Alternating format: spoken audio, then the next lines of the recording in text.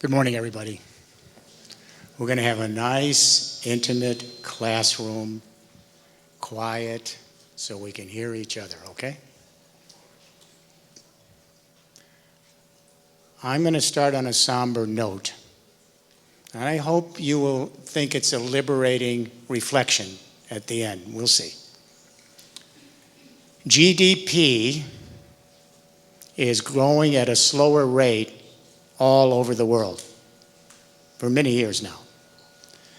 The reason is productivity has been declining all over the world for 20 years. The result is we have a lot of unemployment, especially for the millennial and Gen Z generations. They're trying to find a place here in the workforce. Our economists are projecting 20 more years of low productivity. Slow growth. Let me do the numbers for you. We've had two industrial revolutions in the 19th and 20th century.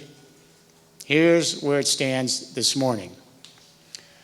Arguably half the human race, all of us in the West, we're far better off than our ancestors were before we began this industrial age, correct?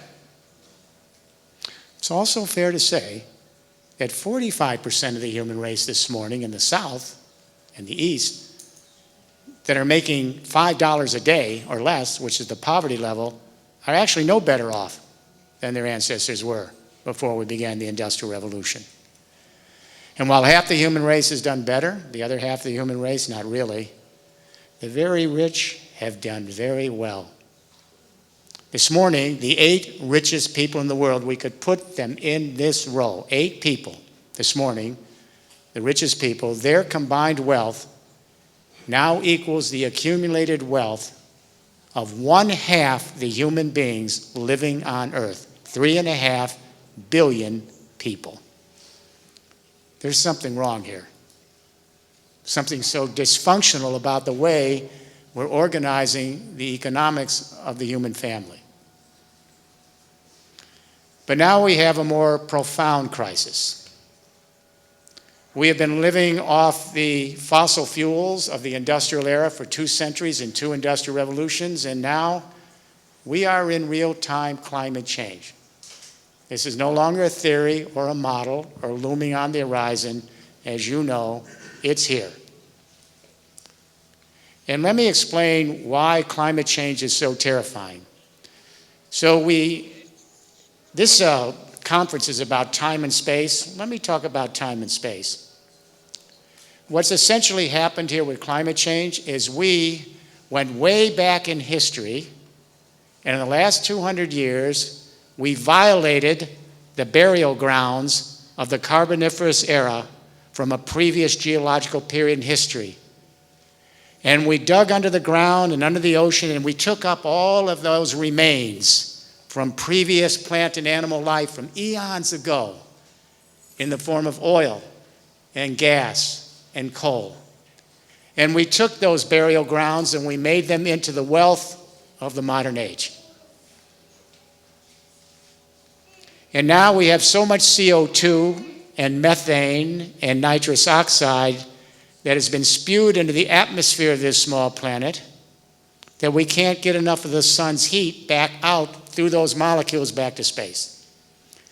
It's all about the water cycle. This is what I want you to tell your friends and neighbors. We're the watery planet. Our ecosystems have developed over millions and millions of years in the current regime based on the hydrological cycle, the water through the clouds that bathes the biomes and the ecosystems of the Earth. Here's the rub. For every 1 degree that the temperature on Earth goes up because of global warming gas emissions, for every 1 degree that temperature is going up, the atmosphere is sucking up 7% more precipitation from the ground. It's so hot that the heat forces the precipitation into the clouds, and we get more concentrated precipitation in the clouds and more uncontrollable, exponential, wild water events. We're experiencing 70 below zero temperature in the northern spheres the last winter. That's unheard of. You can't live with that. And blockbuster winter snows. We had snow in Guadalajara, Mexico, with massive ice sheets a few months ago. We have spring floods everywhere. In my country, this year, last year, the year before, the entire midwestern part of the country, from Louisiana to Minnesota, entire third of the country underwater. 10% of the people have flood insurance. Small towns are evacuating. They're not coming back. They're living with relatives. We have summer droughts and wildfires. In my country, we wait. Every summer, California, Washington, the West, they're all on fire. People are dying. The animals and plant life dying. The ecosystems are collapsing. This is happening all over the world. You had heat waves in Europe 3 times this summer. It was 120 degrees in southern France. It was 123 degrees in India. Airplanes can't take off at 115 degrees.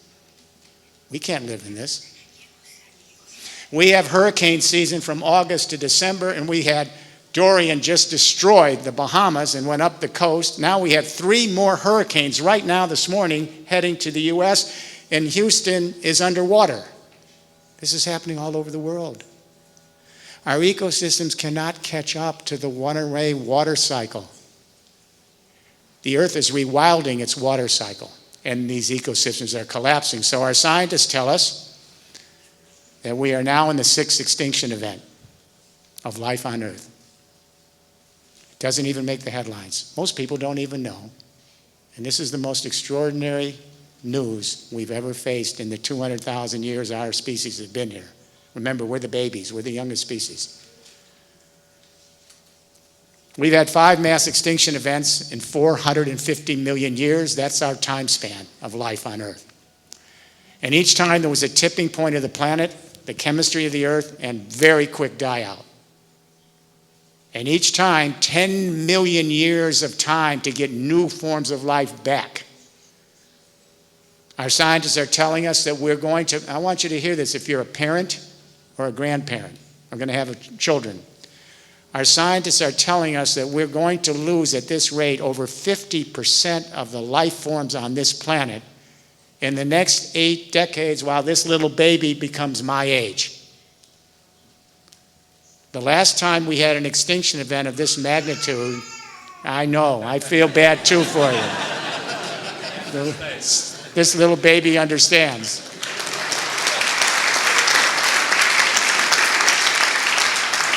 The last time we had an extinction event of this magnitude was 65 million years ago. We're talking about the next 6, 7, 8 decades. And our scientists in the UN panel on climate change says we're at 1 degree rise now. If we go over 1.5 degrees, the cascading events takes us into a complete rewilding of the Earth. And the scientists tell us in the UN that we have 12 years, now it's 11, to transform the entire civilization, the entire economy, and our way of life. 11 years. So what do? We need a new economic vision for the world. It has to be compelling. We need a game plan to deploy that vision. It's got to be quick. We're going to have to get off a carbon-based civilization in the next 10 to 15 or 20 years. So we need to step back and ask this question: how do the great economic paradigm shifts in history occur? Because if we know how they occur, we're going to get a roadmap here in Italy and around the world. We'll get a compass so we can navigate a new journey quickly. And let me tell you, we have the biggest neocortex. We are the most social creature. What I'm about to tell you, maybe it's possible to get done. But we have to all be on the same page. The stars will have to align.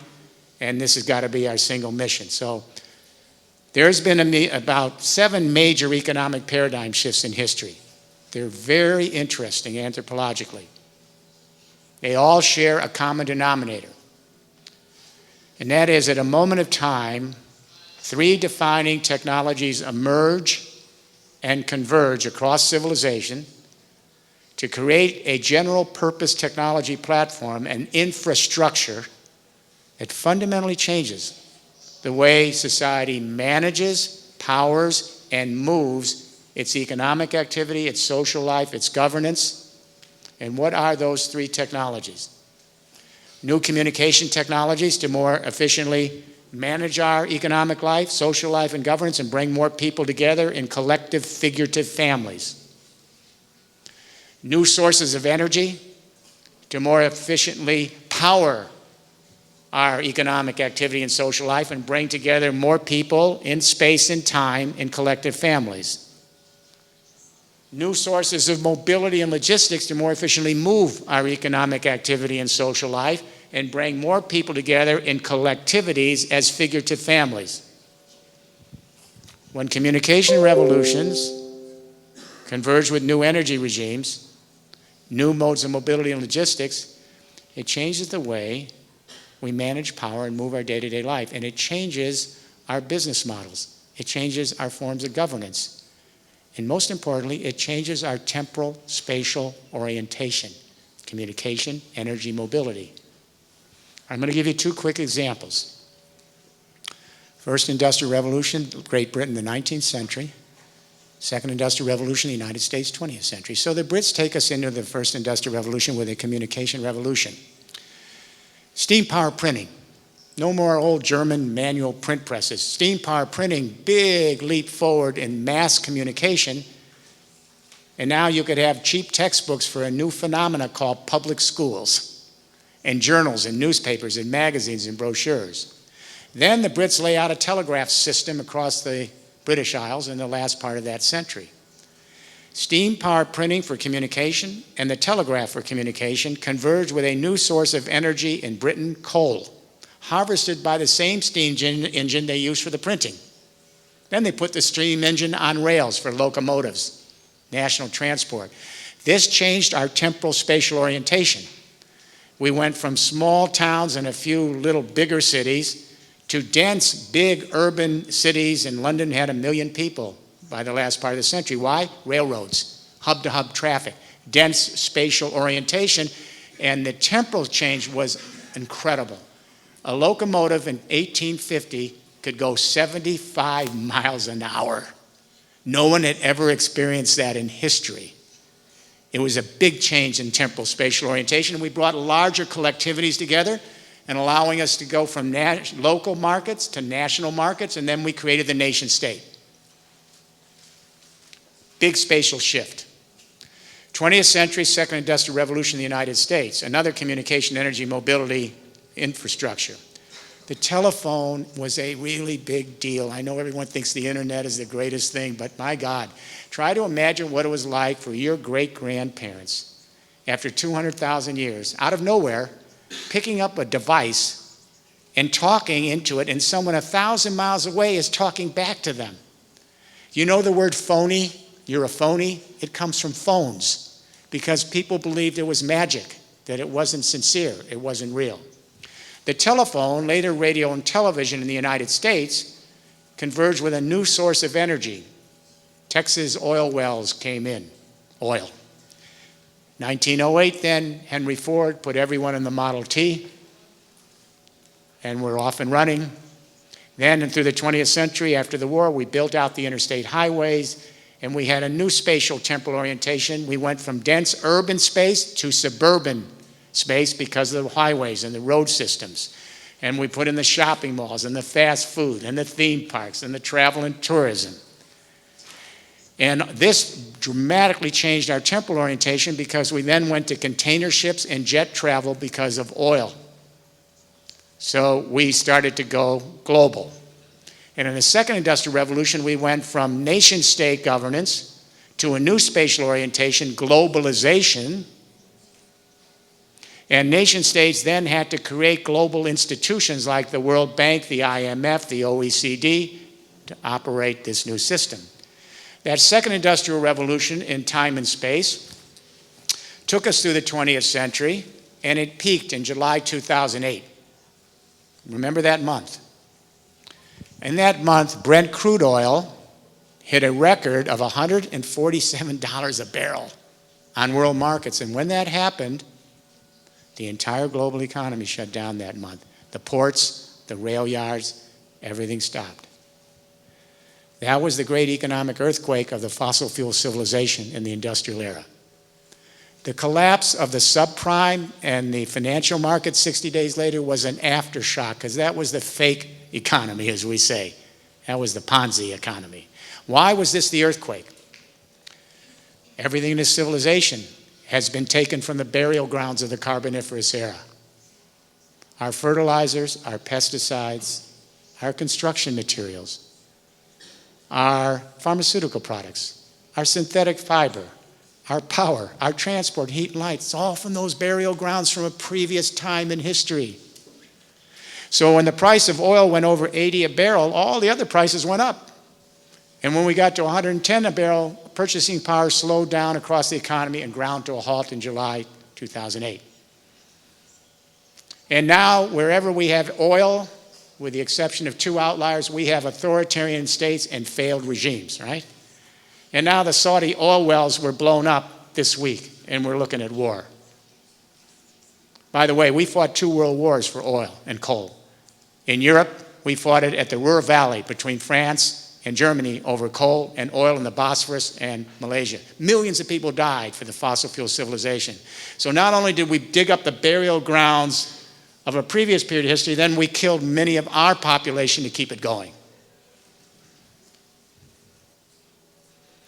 The 2 outliers here, by the way, are the United States and Canada. The United States is the #1 oil producer in the world, and Canada is #4. Shameful. Where do we go from here? I'm going to share an anecdote. By the way, does anyone in this room today believe we are in the sunrise of the fossil fuel era? Or the crest? Or even the plateau? Then why is your government and big industry all over Italy putting in gas pipelines and drilling for oil and all of the other stuff? What's going on here?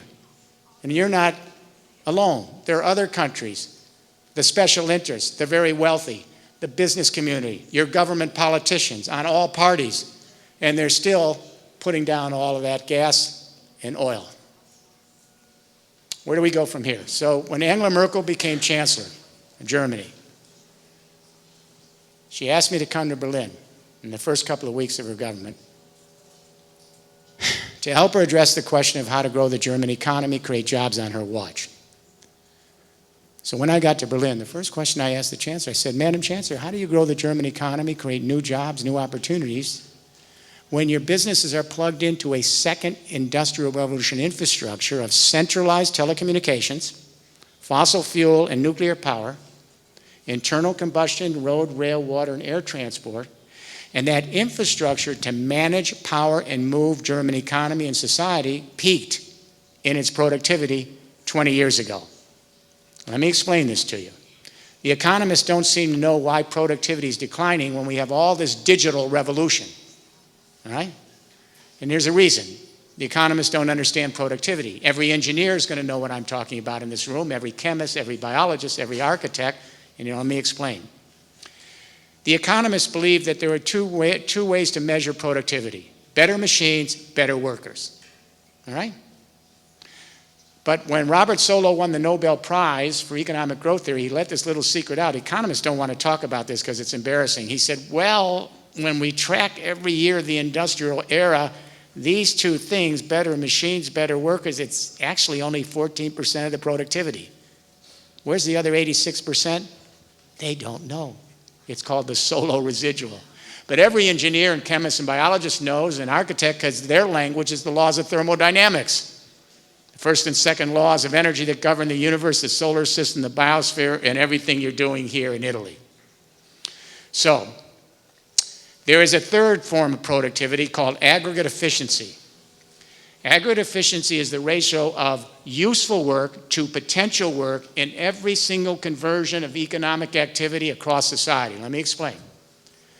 We take available, thermodynamically available energy and material resources, like metallic ores or rare earths, that's a form of energy. We take all of that energy and material energy out of nature, we extract it, we ship it, we store it, we produce goods and services from it, we distribute it, we consume it, and then we recycle it back to nature. In every single conversion across all of those economic supply chains and value chains, we have to put a certain amount of energy and material energy into the product or service to get to the next stage of its journey. And we lose some of it in each conversion. It's aggregate efficiency, the ratio of potential to useful work. You always lose. It's the entropy law. So here's what I said to the chancellor. She's a physicist. I said, Madam Chancellor, the US, we started with 3% aggregate efficiency in 1905. Not very good. We got up to about 14% by the year 2000. Germany got up to 18.5%. Japan led the world at 20% aggregate efficiency, and that's the ceiling. No one's going to get higher than that because the energy we're using, the technology, the infrastructure, the communication, the mobility that feeds off of it, that's all we're going to get. So I said to her, you can have market reform and labor reform and fiscal reform. You can stimulate all these startups here. Won't make a damn bit of difference if they're plugged into that 20th century infrastructure. It's dying. I know, it's common sense. So on that first day, we talked about a third industrial revolution. A new convergence of communication, energy, mobility, and logistics that will completely change our temporal spatial orientation, our habitats, and hopefully move us to a sustainable society.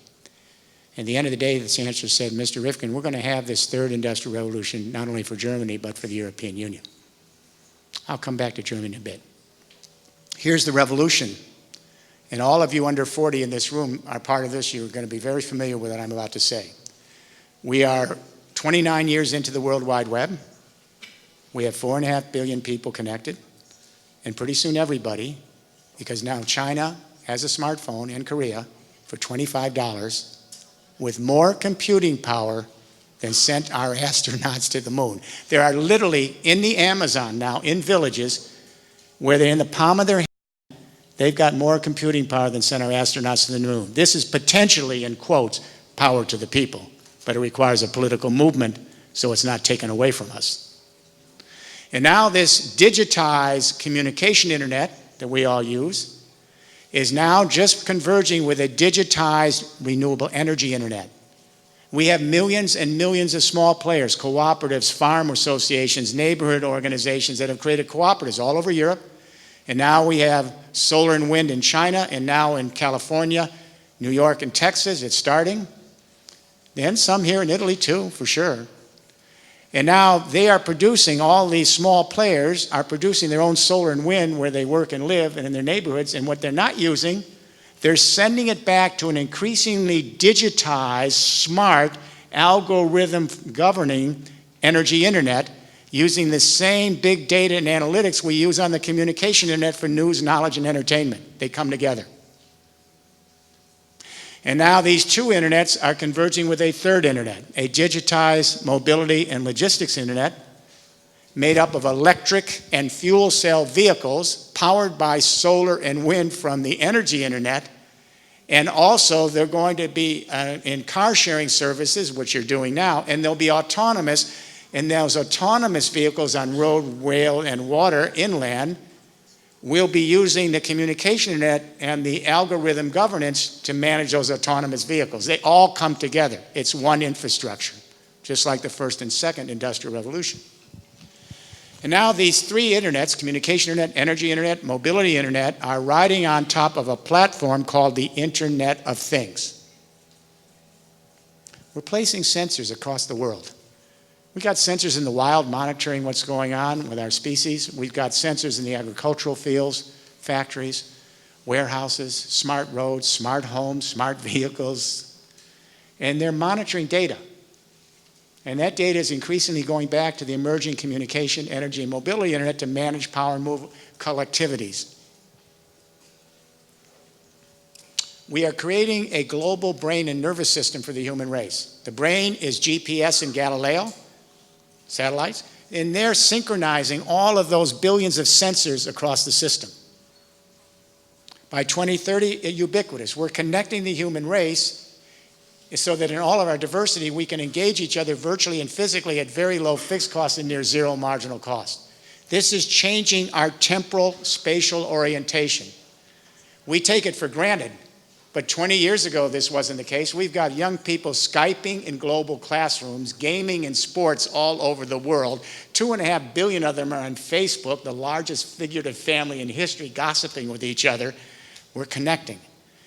And pretty soon we're going to connect energy. We already plans are afoot for energy internets across entire continents, under the ocean. This is all starting to be planned. This is being executed. And soon mobility. So this is going to shift our spatial orientation from globalization to glocalization. So if you understand the way an infrastructure is engineered, you get a pretty good sense of who benefits and who doesn't. It's not rigid, but the kind of governance, the kind of society we create depends on these engineering infrastructures. You can't go beyond certain limits of opportunity and constraints. I'll give you an example. The first and second industrial revolution infrastructures were designed to be centralized, top down. They had to be enclosed in intellectual property. And they had to be vertically integrated to get economies of scale, because fossil fuels, uranium, and nuclear power are the most expensive energies ever that you extract, ship, refine, and get to the end line. So all the other industries had to vertically integrate with fossil fuels. We ended up with 500 companies. I advise many of them. We're trying to make the transition. 500 global companies now account for 1/3 of the GDP of the world. They only have 62 million employees out of a workforce of 3.5 billion people. Does that tell you something? We're heading to globalization, because now virtually and physically at very low fixed and marginal costs with communication, now sharing solar and wind, you know, the sun and wind are they're free. The sun hasn't sent us a bill in Europe. The wind has not invoiced us once you pay the fixed cost, and I'll get back to that in a moment. So what is going on now is virtually and physically anyone in the world with small SMEs, high-tech SMEs, and blockchain can engage anyone else in the world. And we don't need all these intermediaries, these big global companies. They can still be around, some of them, to help aggregate, but you're going to see that SMEs in cooperatives, blockchained, with this technology are going to be more agile, much more agile. So that's the upside, a vast expansion of power to the people, communication, energy, mobility, and logistics. Now let me talk about the downside. The dark net is pretty imposing. It's as imposing as the bright net. How do we deal with network neutrality? How do we ensure governments don't purloin this global brain and nervous system to hack the elections of other governments, already happening? How do we ensure that internet companies don't monopolize our personal data, and each of us is commodified moment to moment in every experience? That data is then used not only to sell to third parties, but then to govern our own agency for us. That's already happening. How do we protect privacy? How do we prevent cyber terrorism? These are heady, dark net issues. How do we deal with 5G, with microwave, which could hold health problems? Maybe we need 10G in cable so people don't get sick. These are big issues. So we're going to have to spend as much time on the dark net and build redundancy into the system. The more distributed this global network, the less prone it is to a breakdown. So if there's a cyber attack, a climate event, what this system allows is you can go off the grid, re-aggregate your own renewable energy microgrid with your neighbors, and you can keep operating. And same with your electric vehicles and your local charging stations. This entire third industrial revolution has a different infrastructure. It's designed to be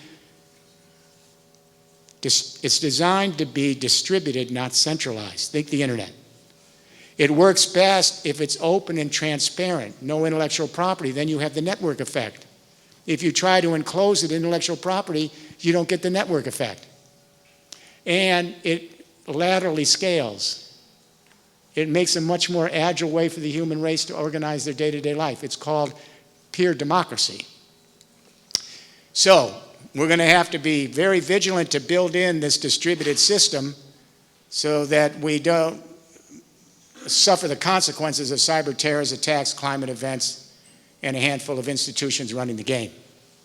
But here's the advantage. Let's say in Italy, here in southern Italy, you have a smart SME, small and medium-sized enterprise.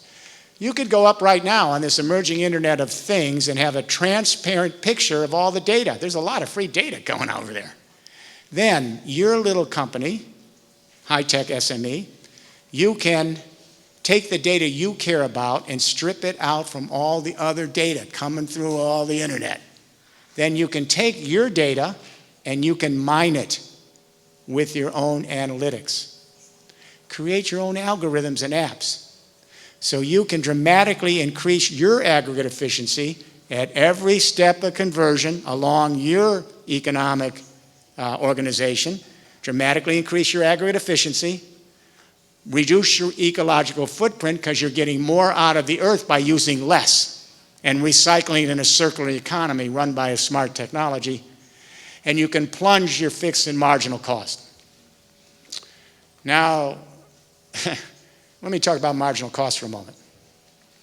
In economics, we teach our young business leaders that the optimum market is where you sell in marginal cost. In other words, after you pay your fixed cost of the technology, then operating that technology is the marginal cost. So we always say in economics, the optimum market is where you sell at marginal cost, because then you can have cheap technologies, cheap prices, win over some people to buy your products, get some shares back to the stockholders, get some investment back to them. Here's the problem. We never expected a revolution, a digital revolution, so streamlined in its potential efficiencies that it could really plunge the marginal cost. And when marginal cost goes really low, you can't have profits in traditional market capitalism. So what happens? What we're introducing now to businesses around the world is we are shifting from markets to networks. Markets are too slow. They're transactional. It's the heart of capitalism. You have a seller, a buyer, caveat emptor. You then alienate the good or service, and then you're gone. You start again, right? These are transactional start-stop mechanisms. And then in between, you have warehouse costs, you have marketing, you have advertising, you have logistics costs. Too slow. We are moving, keep this in your mind, from markets to networks, from transactions to flows, from sellers and buyers to providers and users, networks, from ownership to access, from GDP to quality of life, from productivity, which is really a terrible idea, to regenerativity, from externalities to circularity. This is a revolution, but it isn't guaranteed. It requires a political movement of the millennial and Gen Z generation to make sure this isn't purloined and dumped. So, some of the marginal cost is now getting so low, it's led to the emergence of the first new economic system since capitalism and socialism. The sharing economy is actually a big deal. Some of it's in the traditional market, like Uber, they're traditional top-down, and they have a provider-user network. The marginal cost is near zero, but you have to pay to get entrance. But I'm going to tell you, they're not going to make it, because already cooperatives are forming in this younger generation. Why do you need them to set up a website, for God's sake, in your local region and then cooperatize it and keep it democratic? This is starting to emerge all over the world, because blockchain cooperatives are more agile than these centralized operations that then take all the money and suck it up to Goldman Sachs. All right. So some of the marginal costs are getting so low, it goes to the sharing economy. We've got millions of people, hundreds of millions of people today, this morning, on the communication internet sharing their own music. Remember that Korean performance artist, Psy, with a little song and dance? You don't want to see me trying to do that. So, but how did it cost him to have a digital recorder to put this together and then to send it out? 3 billion people went to his website. He just had to power up his smartphone. We got millions of young people producing their own social media, their own news blogs. They're taking massive open online college courses taught by the best professors at the best universities. They're getting college credits. And Wikipedia. I do not know how Jimmy Wales thought of this. I didn't think it would work. We have literally democratized the knowledge of the world. This is so phenomenal, we take it for granted.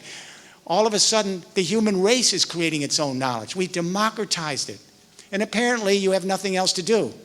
Because every time I put something on my website, I'm sure you've seen it, there's 100 people crawling all over it. That's wrong. I'm going to amplify this. Where's your footnote? This is amazing. This is the 5th largest website in the world. It's nonprofit, only costs $50 million. We all donate.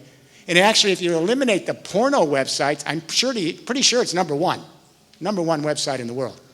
We democratize knowledge. Now, we thought there'd be a firewall and we could understand zero marginal cost in the virtual world of entertainment, news, and knowledge. We didn't think it'd go to the physical world.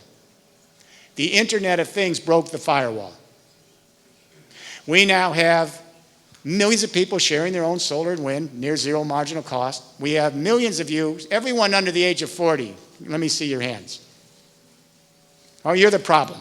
Apparently you don't want to own cars again. Apparently you prefer ownership to access and car sharing services and networks rather than ownership of a vehicle that sits at the house or the work, right? We'll get back to that. So let's go back to Germany.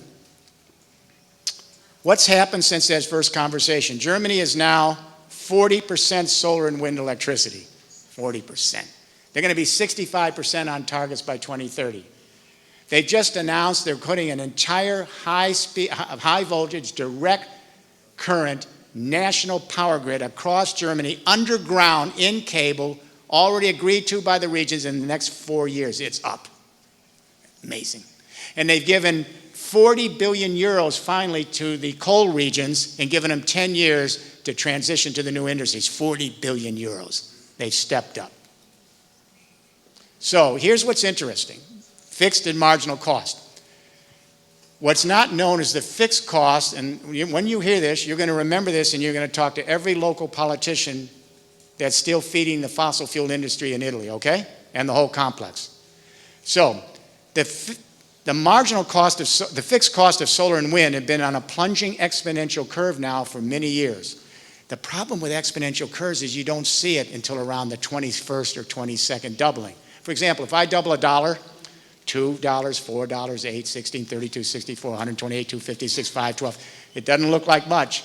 Around 22, it goes to $1 billion, right? So it's much like what happened to computers. The first computer was at my university, University of Pennsylvania, in 1945, UNIVAC. And at the time, just before that, the chairman of IBM, a few years earlier, predicted we would need 5 computers for the world. 5. Too expensive. They didn't anticipate the Intel engineers who started in the 1970s to double the capacity on those little chips we use and half the cost every 2 years. Now, smartphone, $25. Solar and wind have been on the same curve. In 1978, one fixed watt, not a marginal cost, the cost of one fixed watt, $79. 1 watt. You know what it is this morning? 43 cents, 44 cents. In 18 months from now, 35 cents. And we now have power and utility companies in Europe and America quietly in the last year buying long-term 20-year contracts for solar and wind at 5 cents, 4 cents, 3 cents, and now 2.5 cents a kilowatt hour. And here's what's going on in the boardrooms of the electric utilities, because I work with them around the world. Panic. Because Citigroup, the big bank, a few years ago said, it's possible we're going to see $100 trillion in stranded assets across the whole fossil fuel industry because of the falling cost of solar and wind. The economic unit of The Economist says at least 40 trillion. This is the biggest bubble in history. And it's happening now. What are stranded assets? All the exploration rights you'll never use because we won't need the oil.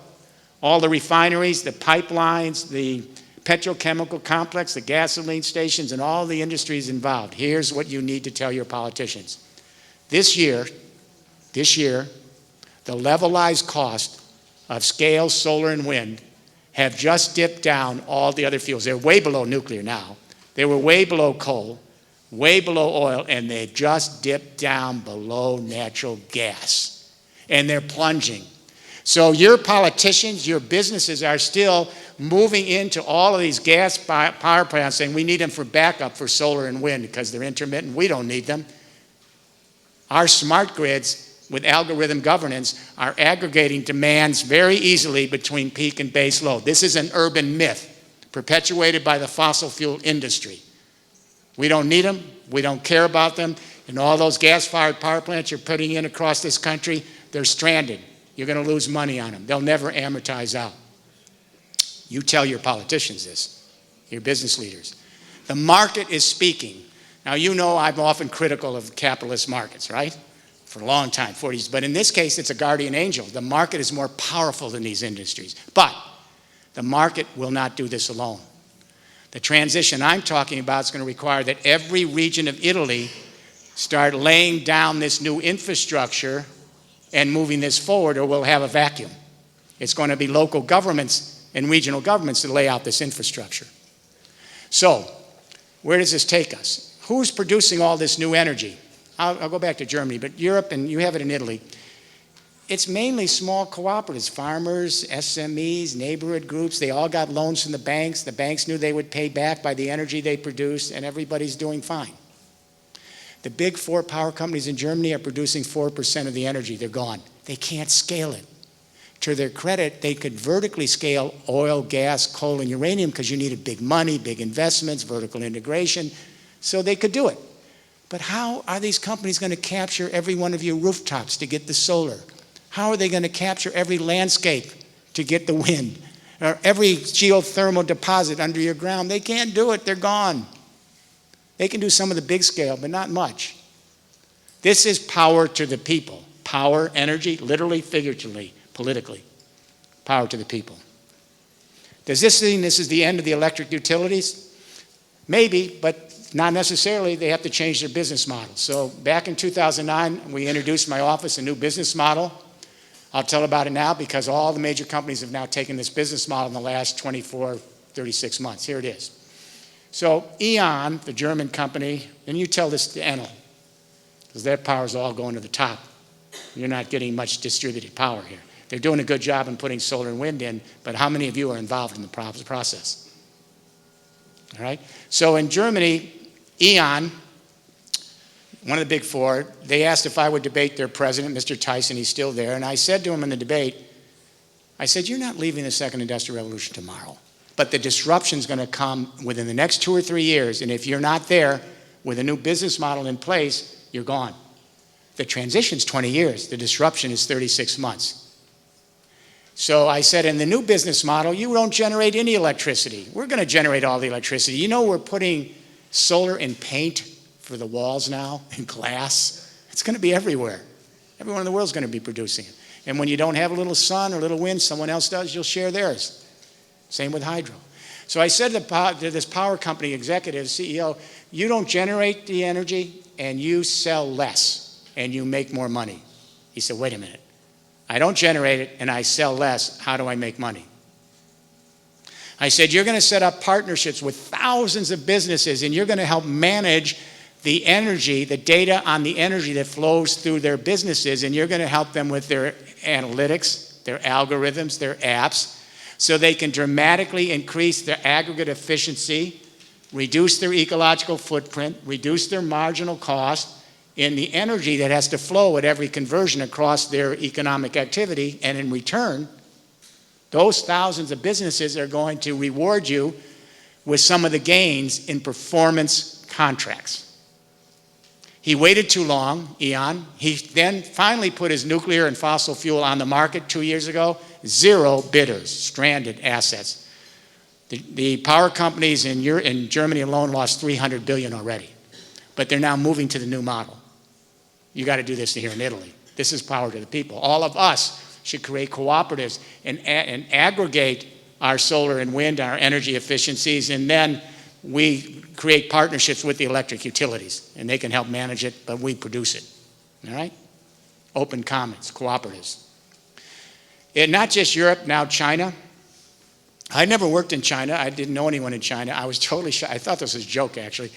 When President Xi and Premier Li came into office, Premier Li announced that he had read The Third Industrial Revolution. I know most of you read it. And he announced in his biography that he had asked the central government to move quickly on the narrative I'm laying out to you. They moved so quick. I got to tell you, I've been there in 4 official visits with the leadership. And after the first visit, 12 weeks later, they put $80 billion into completely digitizing the state grid, which is one of their two big electricity grids. And now they're going to sell their own solar and wind, which they've been exporting because they're the biggest producers of cheap solar and wind. They're now selling it to their domestic market so everyone can put solar and wind, and what they're not using, send it back to a digitized national energy internet. Smart. Smart.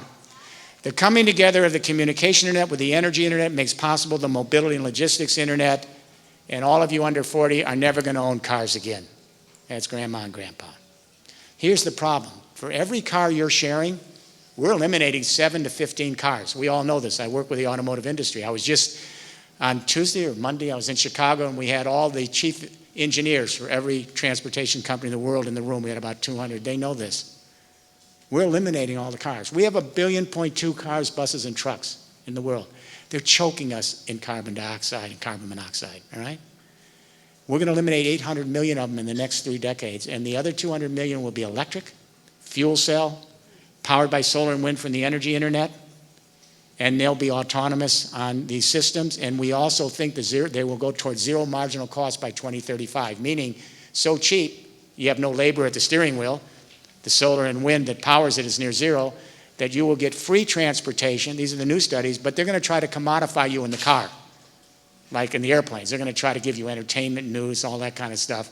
Beware, all right? So, here's the inflection points. What we learned, and talk, this is all temporal spatial. What you want to do when you leave here is understand what this means in terms of your spatial temporal orientation. I'll give you an example. How many of you use Waze, Google Waze? All right, you're embarrassed, the rest of you, all right? So my wife and I had some very good friends who moved, and they now live 20 blocks away from us, but we only use Waze, and this is the truth. We could not tell you how to get to their house. I'm not trying to lie to you. We've never looked. We just follow that guy with a British accent who tells us what to do. All right, I'm really serious. So what happens here is the spatial orientation shifts, but then we have to shift in a more intelligent way because we're losing our sense of identity to space. Because when we're in autonomous vehicles operating by Waze and these other systems, we are not present. We're not oriented. We are not learning our relationship spatially to what's around us. We are in a void on the cell phones, and space becomes a vacuum to get us from where we are to where we want to go. Do I have this right? This is a real spatial orientation. So what do we have to do? And I'm guilty. We got to turn it off sometimes, or at least one of us in the car has to be looking around to see where we are, all right? It's bad enough that we have no physical identity in space because your email address doesn't tell you. So every time I'm on with somebody, I have to ask, where are you? Where are you? So not only losing our physical identity, now we're losing our orientation with Waze. But here's the good thing. The good thing is when people do solar and wind and geothermal, they get back in touch with nature and they don't even know it. You can't get back in touch with nature on a cell phone. You can't say this is really awesome on a cell phone. I'm looking at the Amazon burning. This is terrible. You can't do it. There's no empathy there. None. But what happens when people do solar and wind? How many people have solar and wind here and where they live or work? Anybody? What happens is you become aware of the sun. You become aware of the clouds. You become aware of when the wind is blowing and when it's not blowing. You become more in tune with the geothermal heat under the ground and the small hydro and water. So in some ways, there's some positive areas here, but you have to reorient your mind toward using spatial temporal orientation in a better way. It means intimacy with the environment. So what's the inflection point? What we learned in Europe is when electricity, solar and wind got to 14% of the electricity, it's the Schumpeter disruption. It's not so much how big the incumbent is, let's say fossil fuels and nuclear, it's how fast the challenger is growing. Because at a certain point, if the challenger is growing much faster on the grid than the incumbent, the investors look to the challenger. At 14% of the electricity in Germany, that was it. Billions of stranded assets. Where does it go from here? Let me tell you what's happening. We believe that the inflection point for energy will probably be around 2028. Transport, Volkswagen just announced $80 billion, $80 billion, to completely transform to electric and fuel cell electric vehicles by 2028. They're putting out the last internal combustion engine platform around 2026. It's gone. It's over. Daimler, BMW, they're putting in about 40, Ford, General, they're all moving. This is moving. Got to move quicker. But it isn't just up to industry. It's got to be the communities that move this. They can't businesses don't put infrastructure together. They just create the components. You have to create the infrastructure and customize it to your regions here in southern Italy, all right? So, let me say this in closing. I just scratched the surface. If you get a chance, read the books, Third Industrial Revolution, Zero Marginal Cost Society. I have a new book. It'll be coming out in Italy next month. It's called The Green New Deal. All the stuff's in there. I don't want to say any more about it now, but study it, read it, look at it, share it with your friends, and then go to your local politicians and your businesses and say, what the hell are we doing here? I've often believed that in southern Italy, you have an opportunity here that's just never been taken advantage of. You have the sun and the wind. You're the Saudi Arabia, not only of this country, but of all of Europe, and you're not doing it. Instead, you're letting your government put in gas pipelines and fossil fuels. You have so much sun and wind, you can actually become a powerful force in these local communities for the rest of Italy and then all of Europe. Enough is enough. I spent 30 years. I'm an old man now. I don't want to keep coming back here and no changes. Be aggressive. We had millions of young people yesterday all over the world saying climate emergency, Green New Deal. Let's get all this old interest out and get our interest in. Having said that, I don't think it's all about technology. Put it aside. We're just fortunate enough that technology is here and the price is right and the market is speaking, but it's not going to happen without a shift in consciousness. Consciousness. We got to change the way we think in one generation that separates you, your children, and grandchildren, or we're not going to make it. We're just not going to make it. I grew up in a geopolitical world. It was the fossil fuel world, the nation state. Every nation said we are sovereign and we control everything in our territory. And every citizen within that territory is sovereign and competes with every other citizen for scarce resources, and it's a zero-sum game. Every nation is sovereign and competes with other nations in the global marketplace, and it's a zero-sum game, winners and losers. So when the Amazon started burning, and there's still tens of thousands of fires burning this morning, and the whole world said, please stop the fires, we're the lungs of the planet. And the president of Brazil said, no, this is our sovereign territory. The rewilding of the earth does not respect political boundaries, narrower than ever, the wild earth we live in. And so what's happening is, does anyone believe that we can bring the human race together as a species, an endangered species, and begin to look out for the interests of our fellow creatures who have every right to be here in this little experiment in the universe? Anyone think we can do that with a geopolitical worldview? Insane. It's what took us here. We've got young people coming home with biosphere consciousness here in southern Italy. The biosphere is that little thin sheath of 19 kilometers from the stratosphere to the lithosphere to the water. All of the spheres of the planet, the hydrosphere, the magnetosphere, the geosphere, all of the circadian lunar rhythms, they're all interacting in that 19 kilometers with the biology of life. It's so complex. It's so incredible. We're just barely understanding it. We can't lose it. So we got kids coming home. They're saying to their dad, why are you using so much water while you're shaving? We've got wildfires in the next community and drought. Turn it off. We keep that TV on as background noise and nobody's watching it.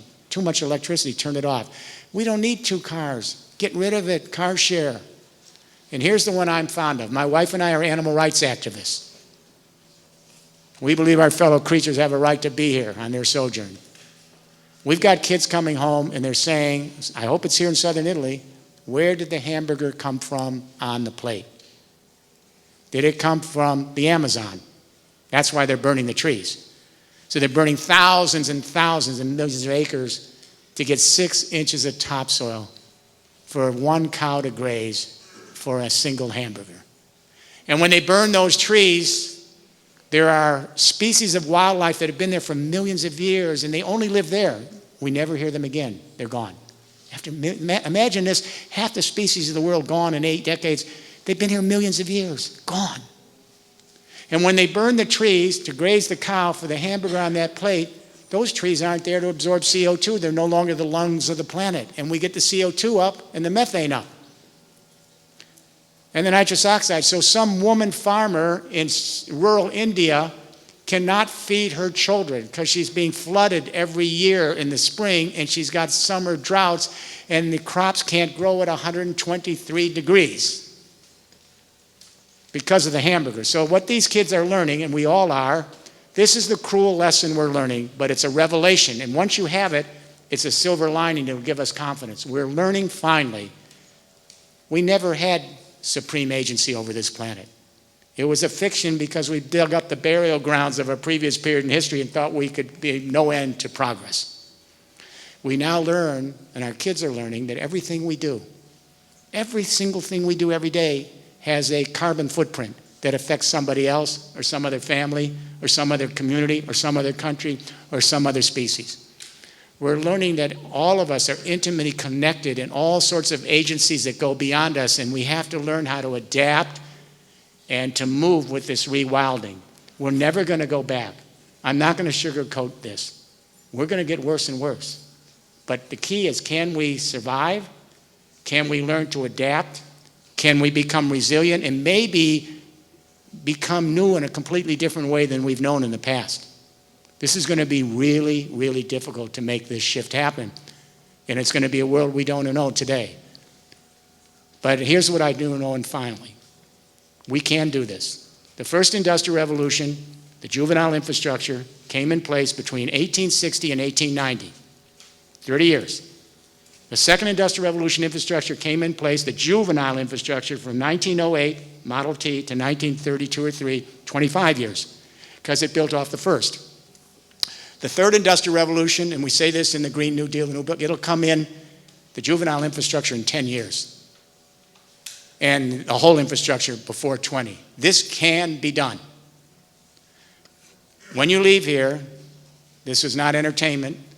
When you leave here, go back to your communities, go back to your families, go back to your neighbors, go back to your businesses, go back to your politicians, and you demand now, like all those young people yesterday, millions of them, a climate emergency for this region of southern Italy tomorrow morning.